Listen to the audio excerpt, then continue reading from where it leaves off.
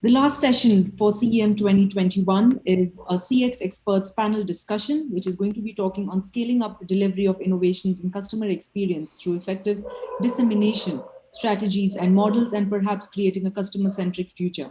The panelists are Lizette, Akker, CX Design Lead from RMB Private Bank, South Africa; Roland D Naidoo, Customer Operations Executive, Multichoice, South Africa; Seema Mathew, Non-Executive Director, Customer Experience, South Africa; and the moderator is Steve Towers, Process Management and Customer Experience Enabler from USA.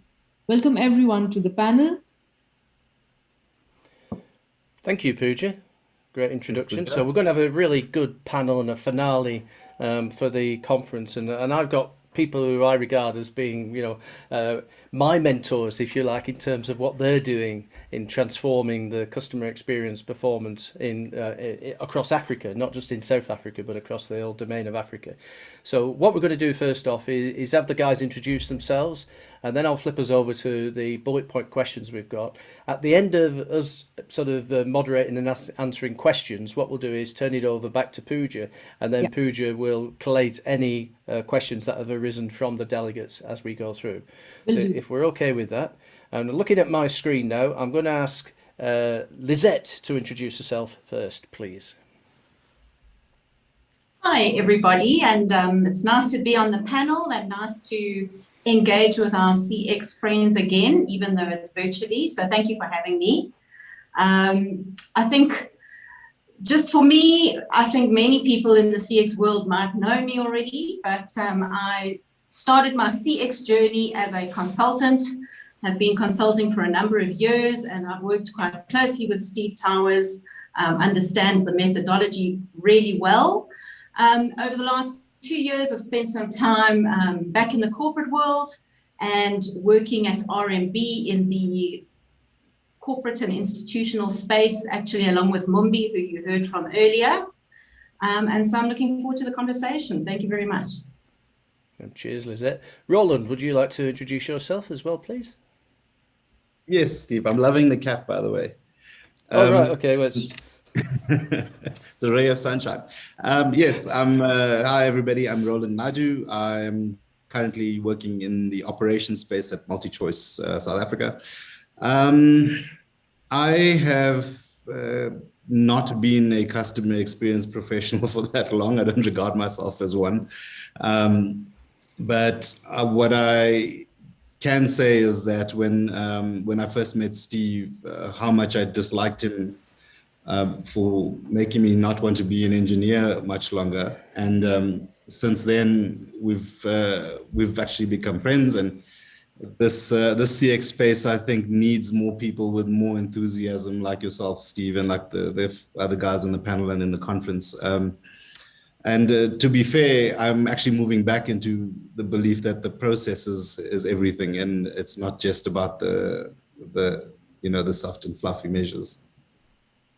Yeah, cool, good, and I'm sure you'll share some of the scar marks that you've received over the years of actually trying to implement some of that stuff. So I'm going to look forward to that. And last but not least, in terms of the panel, Seema, would you like to introduce yourself, please? Thanks, Steve. And good afternoon to everyone. And I've been in the experience industry for maybe about 10 years. And but I think I've been on this journey for a while, because I started off in the data side, always on the customer side, analytics and that kind of thing. So I did a transition from the technical side into the customer experience side. And it's been interesting to see the journey the world has been in with regards to customer experience. And nice to see data coming back into the picture again. And I think there's a lot that can be done to make us all smarter companies and individuals. So look forward to this discussion, and I think it's going to be fun. Yeah, and I think you're quite right, though, is there's much more objectivity coming into the space. And rather than it just be sentiment and observation, it is, that kicker I like to use is getting more scientific about the customer experience. So let's flip into our agenda. Okay, so give everybody sort of an idea of how these bullet points came to be.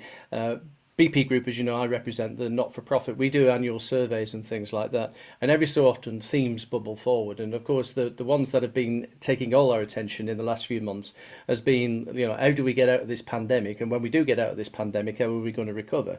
And for all of us who are in the customer experience space, we're facing this directly because, as we know, customers have changed, their needs have changed. So these bullet points were ones that were sort of surfacing over the last sort of 6 months. And I thought, well, let's hear it from the horse's mouth. People who are actually having to deal with this at a corporate and a community level. And now this is how the pandemic has changed our approaches and now it's informing us for the future. So Seema, you were the last person there to introduce yourself. So do you want to take that first bullet point there? What are the biggest challenges facing the successful implementation of a customer-centric culture? So I've been in various industries, banking, IT, insurance, and now as part of an association. And the key difficulties I see in implementing the culture is, I think at the top lies, the leadership commitment. And a lot of companies and leaders, I think the talk is there. But the real test is actually when you commit to the improvements that need to be done. And I think for me, one of the biggest, the starting point is the reviewing of the company's foundational elements. So is your vision still the same vision as what you had before? Because there's a customer-centric way of looking at it, and there's a non-customer-centric way. So things like that need to be reviewed. Is your values going to help you reach that customer-centric vision that you've created? So I think there's the foundational elements that need to be looked at, and then it's pretty much all the investments that you need to support the actual implementation.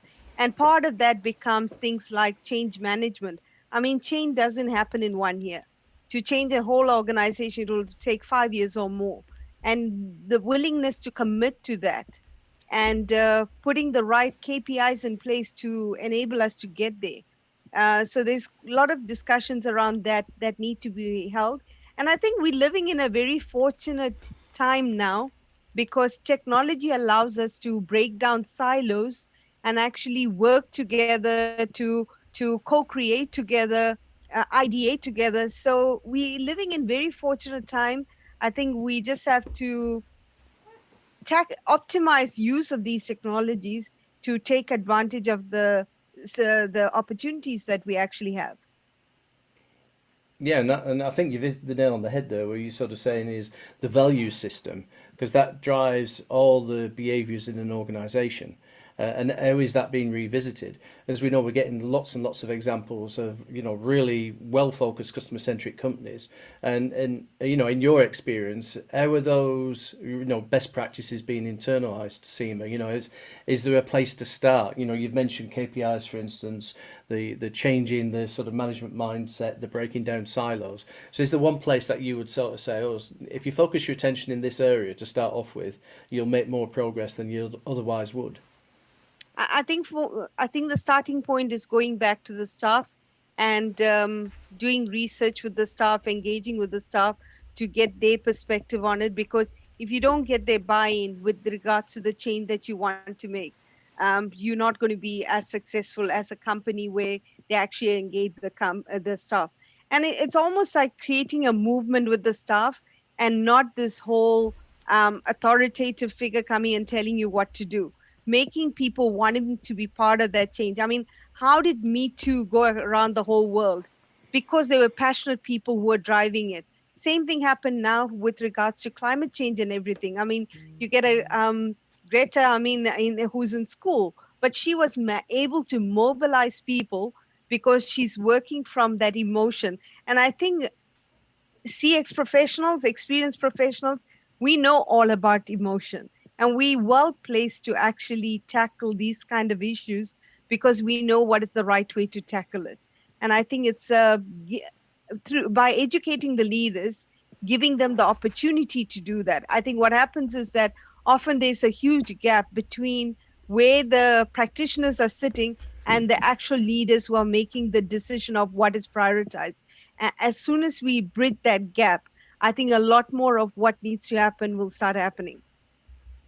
Yeah, and that's great. It's about, and, to use a quote that gets used quite a lot. I like Nelson Mandela's, leading from behind idea, is that, letting the people go on ahead and actually, forge the path.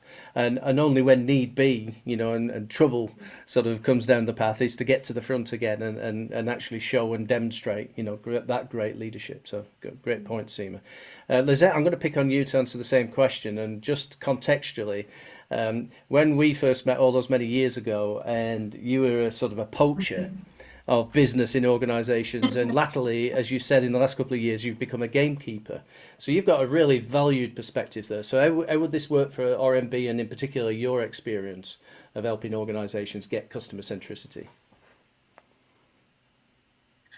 So I think if I reflect on the challenges we've had at RMB over the last 2 years, in terms of driving client centricity, I think there's a lot of conversation around client centricity. Everybody wants to, in principle, be client centric, but not everybody understands what it truly means.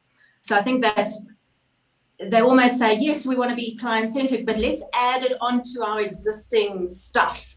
I don't think there's this real penny drop in terms of saying, well, fundamentally, everything must change. We need to rethink our strategic objectives. We need to rethink our culture and our values and make sure that everything then is aligned. I think you mentioned yesterday in your keynote about alignment and making sure that everything you do in the organization aligns to those key objectives. So for me, one of the things that we continue to work on a daily basis internally is to try and connect those dots across the organization of saying, well, you said you want to be client-centric. Here are your strategic objectives. Here's how client centricity plays out. And that's how we connect the dots. How does a successful client outcome align to your business objective? Seema, you were talking about emotions. And let me tell you, a bunch of bankers in the corporate world, they don't really think much about emotion. They want to know hard facts. They want to know data. They want to know the rands and cents. So the only way forward for us is to speak their language. And so although we know at the base of it, experience is about a personal thing. It's at the core of it, it's the emotion that you drive. And being a trusted partner is one of our key objectives. Now, trust is not just created through rands and cents. Certainly there is a big financial component in a banking world. But trust is about, do you, at the end of the day, person to person, really trust who you are engaging and who you are working with on a day-to-day basis. So we know we need that trust. We know we need that emotional outcome, but we need to engage our stakeholders and our leadership in a language that they understand. So how does that then translate to cost efficiencies and to financial outcomes for the business? And I think for me, that's the easiest way forward to direct what we're trying to do with client experience, because, in many instances, we're trying to build a capability and it requires a lot of foundational work and it doesn't always deliver benefits from day one. So we've got to balance this need to show results, to keep people inspired with client experience and client centricity, but at the same time to keep people engaged and make them feel as though this is also contributing towards their outcomes and their scorecard at the end of the day. Yeah, and I think that point that you made there in terms of delivering against we might disagree with the value system at the moment, but the way to get into that discussion is to demonstrate how you're aligned to the results that they're valuing, but at the same time to then begin to move those KPIs so that they are much more customer-centric, driven, but at the same time deliver to the bottom line. And we're trying to bridge that gap, as we know, there's a science to it, but it's more of an art than a science, and it requires, I think, all of us in the CX space to become, almost like magicians or chameleons, if you like. We're able to have conversations with different people and articulate it in the way that they would understand. So Nice points, Lizette. Roland, I'm going to come to you, but before I do that, because like the organisation you work for is sort of multinational and is right the way across the continent, not just reflecting on it from your perspective of where you are at the moment, but how's this playing out across the continent at the moment? I think, Steve, we don't necessarily see ourselves as South Africa and the rest of the continent. From a culture perspective, our group CEO is very strong on the fact that this is one company, one brand, and we serve our customers entirely. So, when we look at values, I think Seema touched on it earlier, values and behaviors. Everyone is held to account, from group CEO right through the organization, and everyone is given the mandate to call it out when we don't follow the behaviors. It's very interesting though, because culturally it can be quite difficult given that we operate in 49 countries. And the language barriers are quite significant, but what you do get when you speak customer is a common thread, right? And a common understanding of what needs to be done. And as difficult as it has been for what we want to call CX professionals, I think everyone in an organization is a CX professional, is because of this language, everyone can come together and start talking about the same thing. I don't know finance to save myself from a bad car accident, right? But I do know customers. Everyone knows customers because we're all customers. And so I think the commonality in the language starts to change the culture, whether you like it or not. And I'm seeing it across the continent now. Everybody is just talking customer. Yeah. And I think one of the points you were making there is about that, we're all CX professionals because we're all customers. And so we have some perspective on that. And I really liked Tony Hsieh, the former CEO of Zappos over in the States, when he reminded us that CX isn't a department, it's actually a mindset. And how do we share that with everybody? How do we spread the word? And I think it's a combination of what both Seema and Lizette were saying in there in terms of, yes, it's the customer journey is an emotion and things like that. But if we haven't engineered it, if we haven't sort of created it in such a way that it delivers some specific outcomes, then it doesn't have an end in itself. So yeah, that's great. And I like that point there about 49 different countries. It must feel like you're herding cats sometimes, trying to get everybody in the same place. No comment. Steve, I do want to say something on the Tony Hsieh example, and something both the ladies touched on quite eloquently. I'm not as eloquent as you guys, forgive me. But we can't be waiting for CEO support. And we can't be waiting for executive sponsorship. My advice to anybody, and Steve and Lizette, you've walked this journey with me in this particular role I'm in. You've just got to do it and show results. We've got to leave the theory in the backpack at university. We just freaking do it. And it holds so much weight when you can go upstairs and have the discussion that says, I've saved 100 million Rand last year just by changing KPIs in my department. What do you want to do next? And it works. You can build such a groundswell because we have people, coming to us. My colleague Clint is actually messaging me on the side to say, stop being grumpy. But we assume, and the thing is, we assume that somebody else is going to do it. We need to kill that assumption and just start doing it. Yeah, and I love that. One of the organisations I've worked with in the past, they used to sort of talk about, how do you get this thing, how do you get the show moving if you haven't already started? But when you've got the momentum, how do you keep it going? And one of the things they always said, and I think we've internalized it into some of the dialogue and discussion that we have, is let the doing of it become the advocacy to do more. So, Yeah. and you don't have a choice about where you start. You have to start where you are now. It'd be great if we all had a blank sheet of paper and we could start over again. But we know the world isn't like that. We're presented with problems and issues, and we have to solve them. But if we do that in such a way that customer centricity becomes the reason why, and it also delivers results simultaneously, and it pleases our shareholders, then we won't go too far wrong. So great start to that discussion. What I'll do is just flip back over to our screen in terms of the sort of second bullet point that we've got there. So I don't know who's going to take this one. I'm going to leave it open to the panel to actually grasp the magic wand.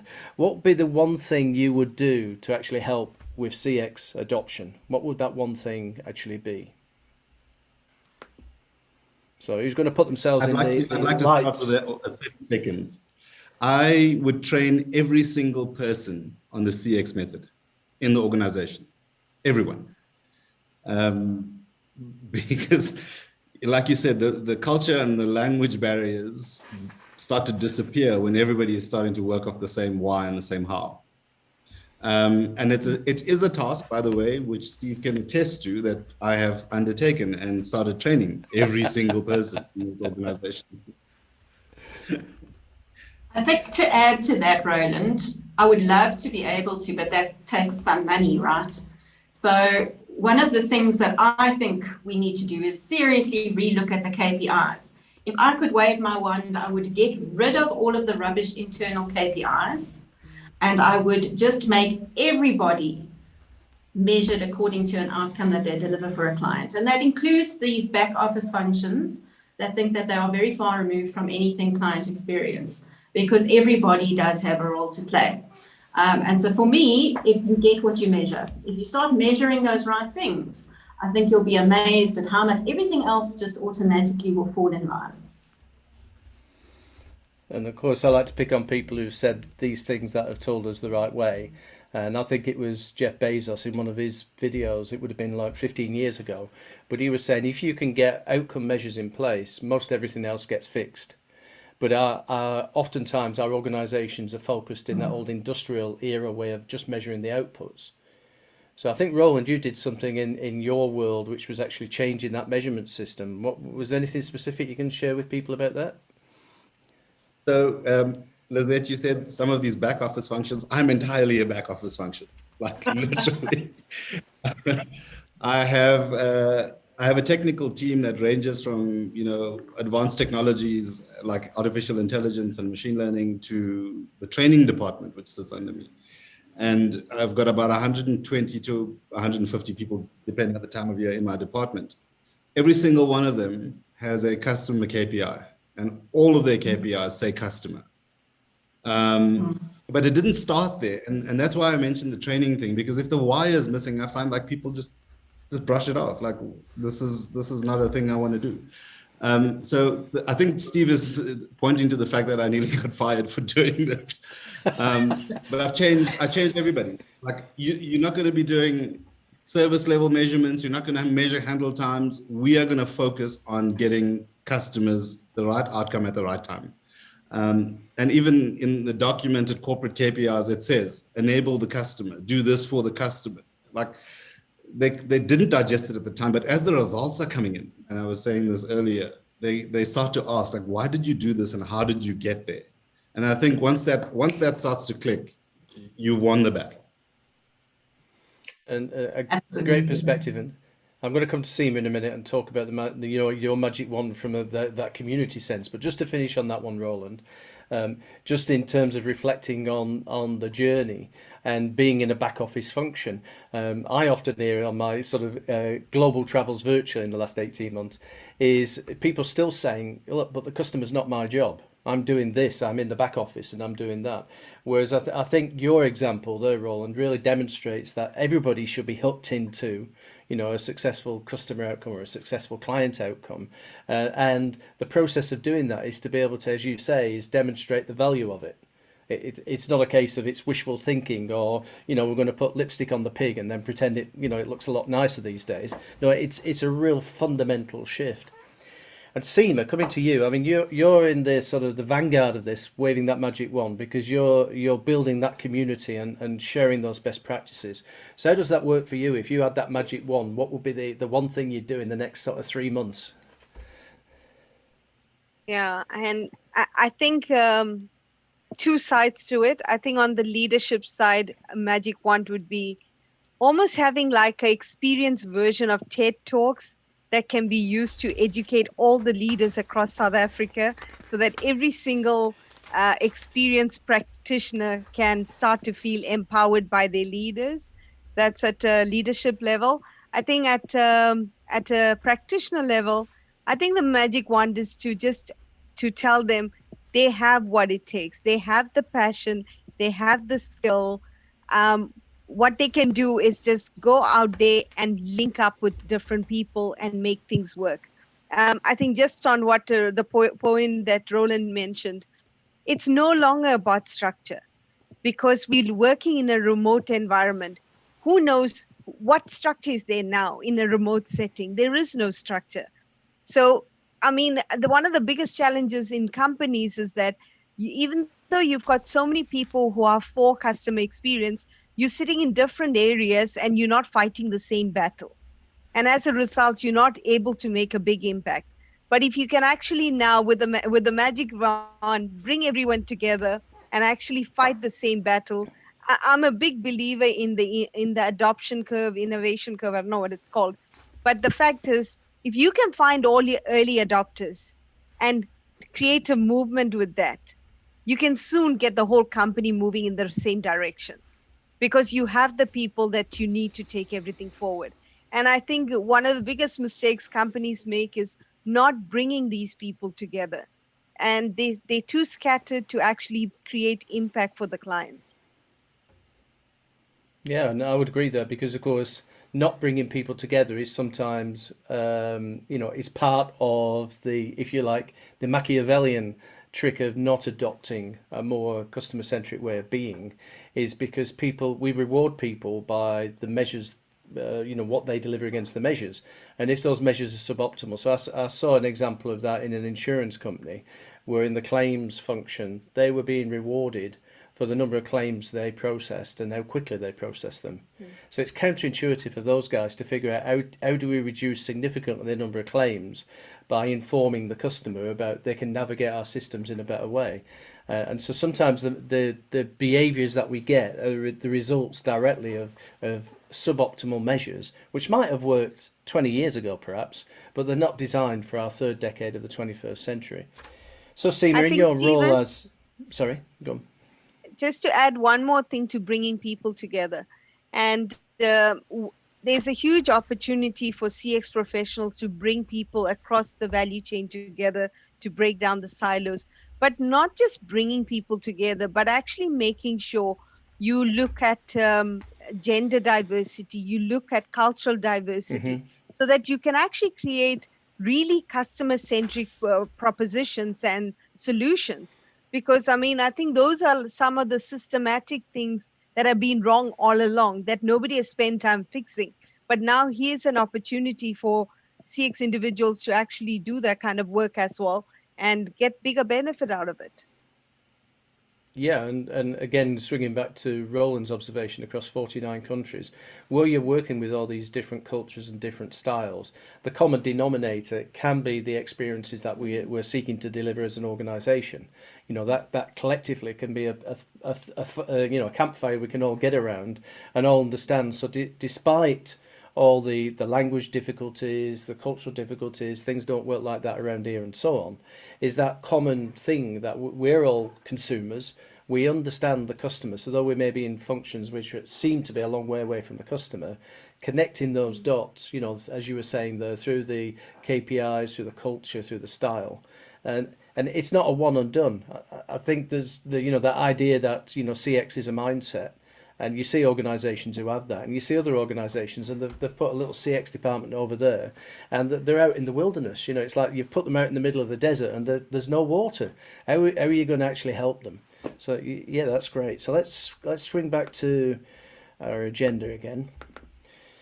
So you're trying to remember what the third bullet point is. So how do you justify investment in CX thinking and practice to the C-suite? And for this, I'll start with Lizette, because you've seen it from both being a consultant, but also being on the inside of organizations. So how do you justify investment in customer experience thinking and practice to the C-suite?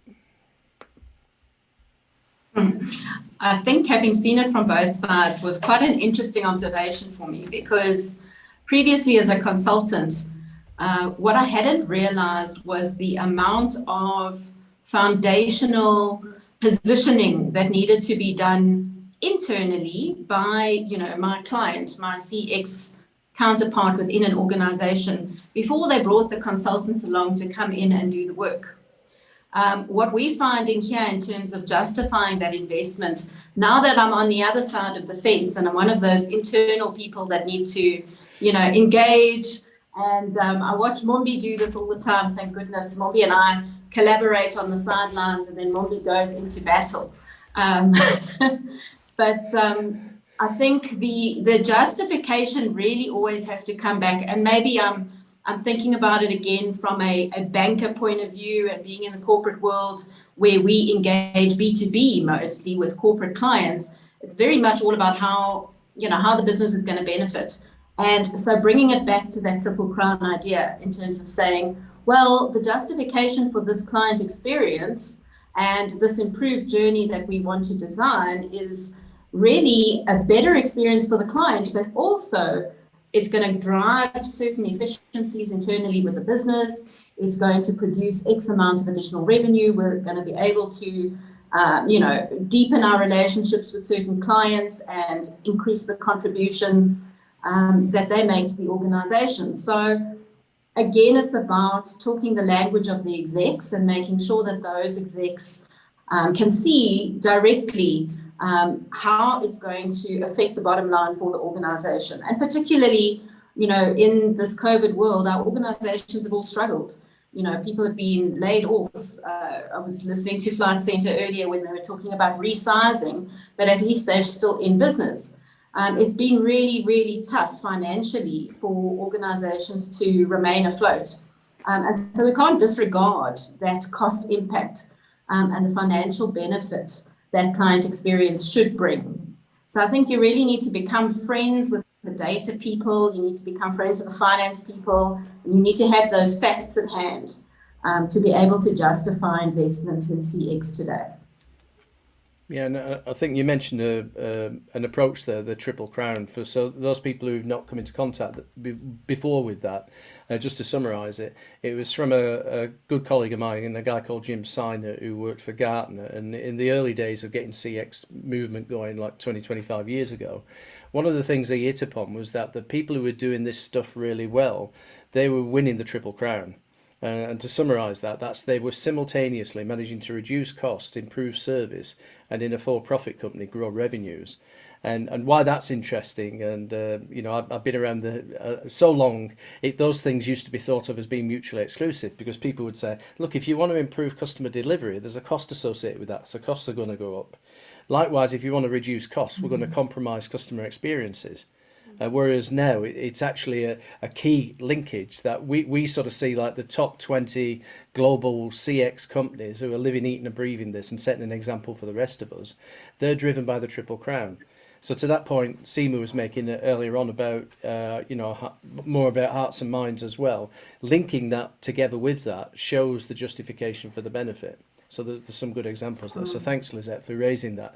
But I also think your unique position is knowing how consultants would pitch clients in organizations, but then being on the receiving end of that and going, no, I know that tactic. I've been there, I've done that. And then at the same time, look, go away. We want the really good ones, that type of thing. Good. So Roland, swings over to you now again. He said, what was the question? No, I'm of the opinion is you don't justify anything, just do it and show them. But I think one of the most profound things that I actually remember you saying, Steve, and I can't remember the research article, was that was about the cause of work in an organization. I don't know if you remember that.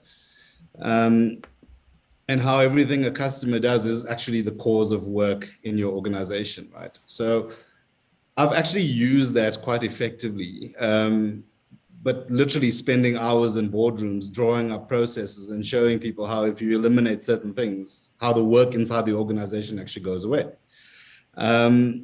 So I think, again, I'm a firm believer of do it and then show the example. But to Lizette's point, it's not just about cutting costs. It is about improving revenues as well. And we've seen it now with our ability in our contact centers. You know, we've stripped processes down to the bare bones. We've taken out all the work that customers have to do. Our calls are coming down by 20, 30% a year. What are these guys doing? They're having conversations. And so sales numbers are going up. And you know, and then customer experience scores. My colleague Marlon presented this morning that on those sales scores, on the sales calls, customer sentiment is actually 20% higher on all the others because it's a conversation. It's not an issue or a sales hard sell.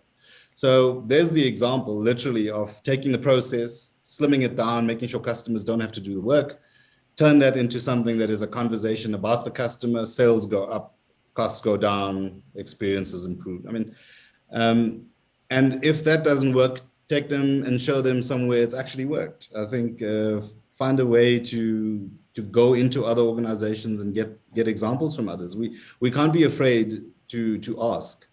I mean, the things that Seema is doing around the community is fantastic. I think if people start talking, these examples become real, and the investment opportunities are massive. So yeah, well done, Seema. I think it's some good stuff you're doing there. Good. And I was taken again, you reminded me as you were just talking there, Roland, about, again, Tony Shea. I talk about him a lot, and unfortunately, as we know, he died last year, having set such great examples. And to that point, you were talking about having conversations. One of the things that they were noted for doing in Zappos is they actually threw out the automated voice response system. You know, press 1 for this, 2 for that, and 3 for the other. And his reasoning for that was very simple. He said, look, we want to have conversations with our customers because 70% of our business is repeat business from those same customers. Why would we want to push them away?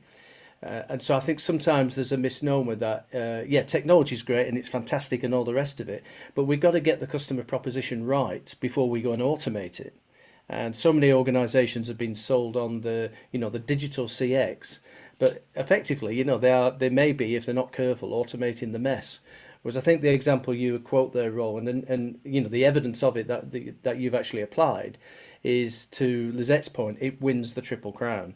It's all about the customer being everybody's job, as Luke Harwood has just pinged me to let me know again, to remind me of. So thanks for that. Moving on to Seema, do you want to add anything to that? Because I'm conscious of, when we were putting the panel together, of your sort of role right the way across all the community.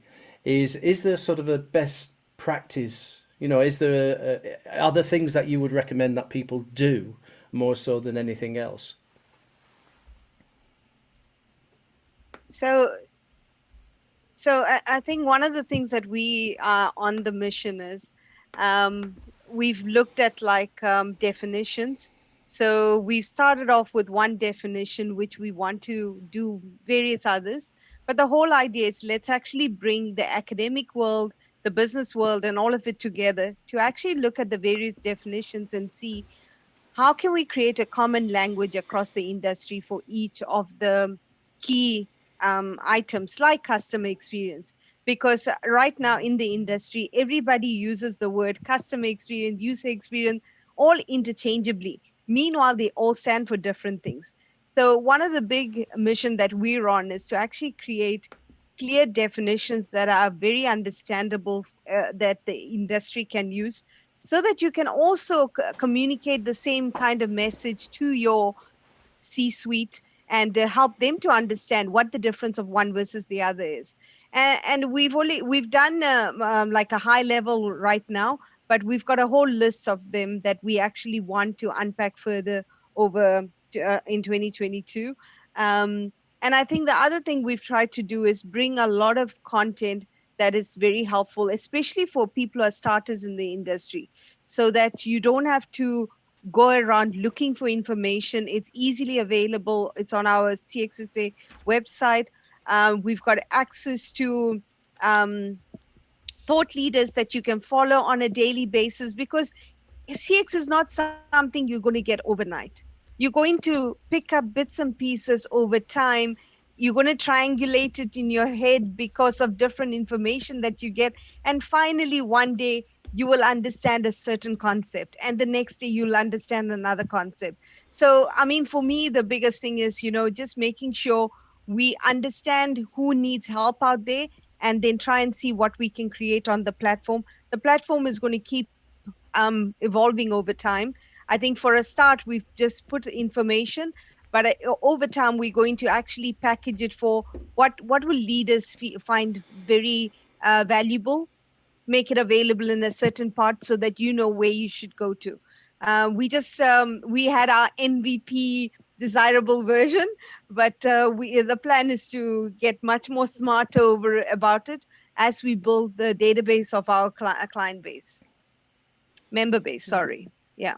Yeah, no, that's great. And, I'm on record of saying, as I travelled the world, is Africa frequently puts itself on the back seat and says, oh, we're not as good as other people. But it's very praiseworthy what the CXSA is doing, because, of course, as we know, some things that work in America or Europe or Australia are not going to really work well culturally in Africa. And being able to offer that sort of platform for people to be able to engage around, whether it's to do with, I'll go back to something Lizette said to me when I was sort of saying is, okay, so can I learn different languages? And how many different languages, guys, are there in just South Africa, let alone any of the other African countries? It was an amazing number. And I thought, oh my goodness me, I'm pretty poor on Spanish and French. How's that for, a perspective?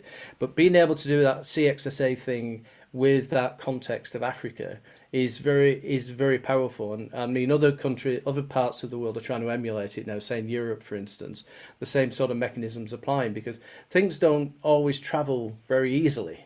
And I don't know if anybody else wants to reflect on that, in terms of the African experience. Lizette, do you have Steve, a view? I just want to share one thing, Steve. For me, knowledge is something when you share, it multiplies. And I think a lot of the people who have been part of the CXSA journey from the start, they all believe in that. And for us, I think being able to share this across Africa, that is also a big thing for us. Yeah. Because there's no point in us holding on to this and keeping it just for South Africa. So we all are very keen for anybody from Africa also getting access to the information and improving customer experience in their country. Why not? Good. I'll let you do a plug while you're on there, Seema. How do people find out if they don't already know about CXSA? Where's the website? What address is it? It's cxsa.org.za, and maybe somebody can put it in the chat. I don't know. I'll give it to Pooja so that she can share it with everyone. Yeah, and I would, strongly encourage sort of people to engage around that. Obviously, bring in sort of the international experience, but at the same time, you've got to put it through that filter, which is, would that work around here, or do we need to take a different approach? And not having one size fits all, because that's never worked, whether it's process, experience, whatever it is. Okay, so I'm keeping an eye on the time, guys, so we don't keep everybody in the room way too late. So let's just put up the screen again. So the sort of final bullet point, though, is what sage advice can you offer for those new to CX? Seema, you were talking about the acquiring knowledge, learning, looking at the things people are doing. Don't restrict yourself just to the practical. Go and listen to what some of the academics are saying. And it's not necessarily that we all have to agree with each other, but it's listening to those different viewpoints can help us to formulate a way forward. So I thought, well, that last question, what sage advice can you offer? So I'm going to swing it to Roland first to answer that one. So you've got you've got 30 seconds. You're in the lift, and the CEO says, "So what sage advice would you offer to me? Because I'm new to CX. What would you do?" Lord, I can't offer sage advice, unfortunately, Steve. I can offer a perspective, though. I think we need to stop talking and thinking about ourselves as CX professionals and them, because them used to do it to us before, right? We're all in it. And the other is can we just start talking to each other? I sat in a room the other day with two executives who are trying to drive the same thing, but after the conversation realized they were measured completely differently, which is why they were pulling each other apart. Just a conversation. Can we please start talking to each other? And you'll see how things start. Everyone wants to do the right thing. Nobody wants to do nonsense, right? If we start talking, we start to align. If we start aligning, we start getting closer to the customer. We get closer to the customer, understand the need, and everything starts to filter back. Yeah, and that advice goes to most CEOs and CFOs and CIOs as well. Start talking to your people. Yeah, and it's the conversation, isn't it? It's that George Orr, not World War, to use that sort of old phrase. And I don't think it's ever been as, in terms of hybridizing the world and the changes that are happening, is if we've lost out anything in our virtual world, is those conversations tend to be way too structured. But it's like, having a conversation over a beer, and then you find out you've got a common agenda, and yet you're being measured differently. And that's a great way. Oh, with you, Roland, a gin and tonic, but there we go. That's something else for another day. Lizette, what's your perspective on that in terms of people starting out? Anything to add to what Roland said there in terms of what type of conversation should you be having? I was going to link onto what Roland was saying, because I think that ongoing conversation leads to collaboration, and that collaboration around a common goal leads to results. And so for me, it's about having those conversations, getting people on the same page, and keeping it simple. I think we might have a tendency in the CX world to try and overcomplicate things, and then we lose people along the way. Half the people don't understand what we're on about. It's about just keeping the message simple, inspiring people. At the end of the day, remind them that they're here to serve the customer. I think we get so caught up in our internal stuff and our day-to-day tasks that we forget the purpose of us being in business and why we're here. And if you can create that inspiration and that momentum, and then pick something small to start proving results. I think, Roland, what you said earlier, just do it. Within the constraints of what you've got, right? Steve, you also said you've got to start where you are. So think about something that you can influence, prove something, and use that to drive the momentum forward. That can be really difficult. So do what I say, not what I do. It's really hard. I get that. But also understanding, I guess, a little bit about, for your stakeholders, what's in it for them as well, and how can you, push some of those buttons in alignment with trying to achieve a customer outcome, so that everybody wins. Yeah, and I think that stakeholder thing you just mentioned there is very relevant, is understanding it's not necessarily just the people that are in immediate contact with, but there's a wider audience that's receptive and can be supportive in the right circumstances. So I think that's really good advice, building on start where you are, but start with something small. Don't try and drain the ocean. That's not going to work. And some people will set out with this sort of cultural idea in mind that we've got to convert the whole organization. And I think, swinging back to you, Roland, it's the example of that is you sort of build a team, and then the team goes out and propagates, and just as it turns into a rolling snowball, which sort of gathers pace, but gathers more mass, and then you find people turning around to you and actually sort of saying, why didn't you do this before? It's so simple. And you go, oh my goodness me, that's it. It's like that. Oh, right. How long did it take us to get here? For you to be telling us that we should have been doing this years ago. So I think that's really cool as well. So sage advice, and the reason I phrase the bullet point that way, if we think about our collective experience and we think about the ascendancy of customer experience, and there was that Google Trends thing we looked at yesterday, was those old techniques which used to help organizations change. It's not that they're redundant, it's just they're less important now than being able to craft and engineer, a really good experience. So going over to you, Seema, in terms of that sage advice for the new starter, you already touched on it, but again, with the just do it idea in mind, start small and where you are. What would you add to that? So my dad always spoke about ask, attitude, skills, and knowledge. And I think he added on to it, listen, then it became LASK. And that talks, in this scenario, it talks about listening to your clients and employees and other stakeholders that you have in the network. Attitude, creating that outside-in mindset and always looking to create a win-win solution for the parties involved. Skill, I mean, the reality is skill you develop over time. I mean, just going for one course is not going to build that skill. And a big part of the skill is our human skills that we develop from the time we are babies, after babies, yeah. And so the reality is we're always going to come across new human beings every single day. And every single time it's an opportunity to learn a new skill within our human skills repertoire. And so just keep meeting people, growing your human skills, because it's one of the key things I think about customer experience, getting better at the human skill part, where communication is a key part, empathy is another one. Lastly, knowledge. I mean, there's so much resources available for sharing knowledge. CXSA is making available mentors. There's a whole lot of thought leadership. And reach out to people, because I mean, you ask and the worst thing they can say is no, they don't have time. But I mean, the best thing is you will be able to build a relationship and take it forward, and which will be a life-changing relationship. So yeah, I think that's my 3 letters, 4 letters, sorry. But I like that knowledge thing, because there's really no place to hide in terms of finding out how other people are doing this stuff.